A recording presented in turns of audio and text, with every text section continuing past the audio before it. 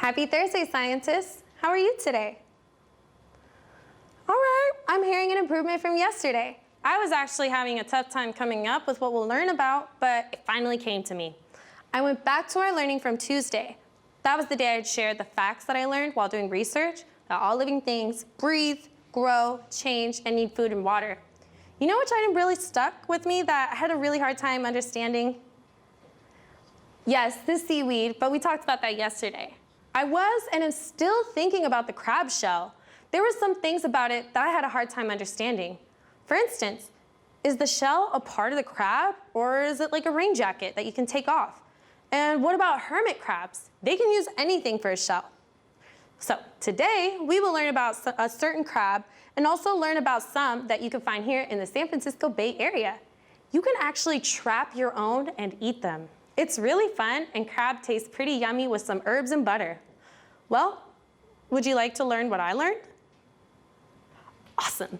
How many of you have heard of dungeness crabs? Oh, okay, a couple of you have actually tried them. Dungeness crabs are really popular here in the city and all along the western coast. They're actually in open season right now, so you can go trap some today. But you don't have to. You could just learn about them here.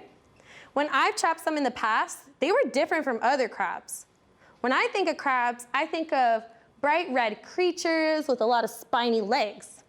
Dungeness crabs have a purple and beige shell with some light red and orange splotches throughout the rest of the body. You know, that's got me thinking, if their shell can be different colored from other crabs, then isn't their shell alive too? Oh, I just feel like I have so many more questions. Well, luckily, I continued with my research, and I ended up finding a chart very similar to the one we made yesterday. I found a growth and change chart about dungeness crabs, except this chart is referred to as the life cycle. This is actually how scientists say growth and change. The dungeness crab life cycle is about 8 years, and I copied it down for us to observe. Let's check out my research. Interesting. This life cycle shows 5 stages, and mine was already 5, and I still have a stage or 2 to go through.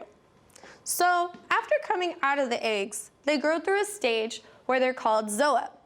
This stage lasts for about 3 months. That must be when they're babies. And I guess that's the word for a baby dungeness crab. After that, they go through a stage where they're called megalope. They stay in this stage for about 1 year.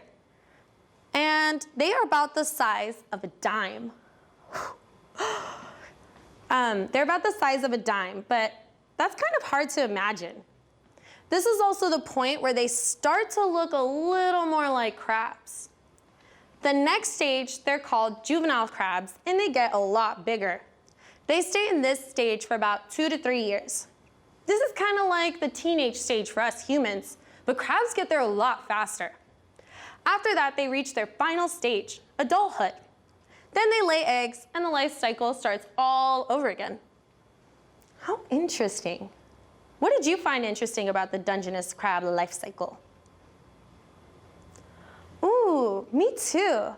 But scientists, I just realized that we didn't learn anything that would help me become less confused about the shell. Well, let me continue reading through what I found. Let's see. Oh, yes! I found some facts that might be helpful for us. Let's see.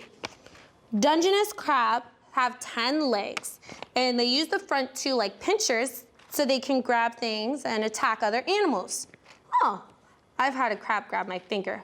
I would not want to be attacked by them. Anyways, adult crabs molt once every year. Oh, you don't know what molt means? That's all right. Thank you for stopping me. Molt means to shed or get rid of old skin, feathers, or shells to make space for a new one to grow. Wait a minute. Grow? So crabs do grow their shells, but once it molts or falls off, it stops growing.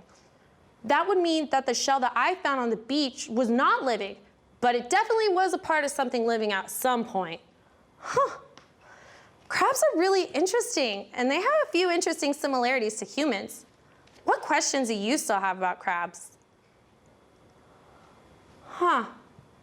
That's interesting. Now I'm wondering about that too. Well, scientists, we are running out of time for today, but tomorrow we will wrap up our learning about living and non-living things. We fully determined why the crab shell is non-living, even though it was part of the crab at some point. Thank you for going over that research with me. I can't wait to learn with you tomorrow.